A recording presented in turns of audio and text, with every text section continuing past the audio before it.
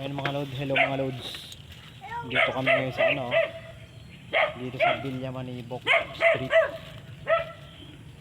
Ayun, nagatid kami ng pasahero. Ayan. Tingnan natin yung kulay ng tubig dito mga lods. Ayun o. Kulay green, ang ganda. Ayun o. Tingnan natin ha.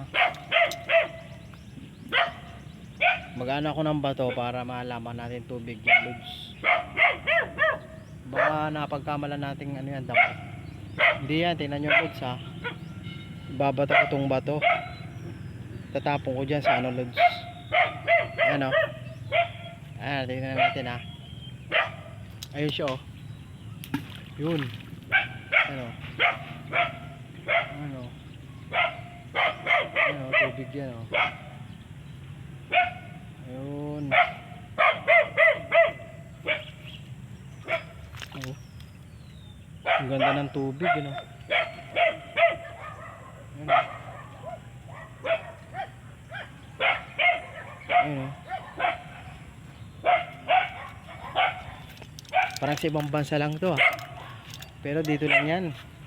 Sa Pangasinan, mga lods din ganyan. Okay mga lods.